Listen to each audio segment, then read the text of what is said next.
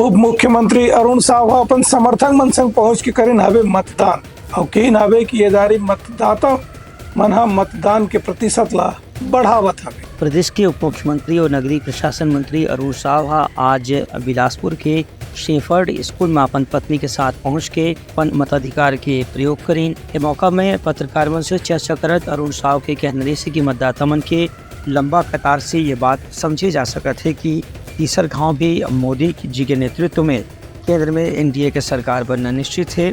लोगन मन लोकतंत्र के पर्व में बढ़ चढ़ के हिस्सा लेवत हैं। संगे संग चुनाव आयोग डहादेवी मतदाता जागरूकता के जतका भी कार्यक्रम कराए गए से ओकर प्रभाव भी देखे पर मिला थे। जिस प्रकार से मतदान केंद्रों पर लंबी लंबी लाइनें लगी है और आज देश का जिस प्रकार से वातावरण है, जिस प्रकार से प्रदेश का वातावरण है, जिस प्रकार से इस चुनाव के मुद्दे हैं और ये प्रो इनकम्बेंसी चुनाव है। देश की जनता, प्रदेश की जनता नरेंद्र मोदी जी को तीसरी बार देश का प्रधानमंत्री बनाना चाहती है और इसकी लोगों में उत्साह है।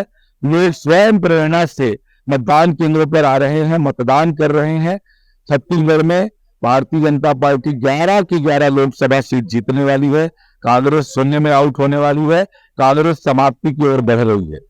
उनका कहना से कि भिनिया से ही मतदान केंद्र के बाहर लंबा लंबा कतार देख करके सरकार के पक्ष में मतदान के बारे में लोगन के अंदाजा लगा थे। इला सरकार के समर्थन में मतदान किए जा सका थे। काबर के लोगन मन मोदी के गारंटी ऊपर बहुत विश्वास करके ही ये मतदान करत हैं।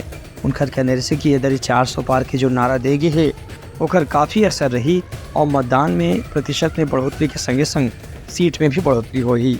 ब्यूरो रिपोर्ट उत्लंघा न्यूज़।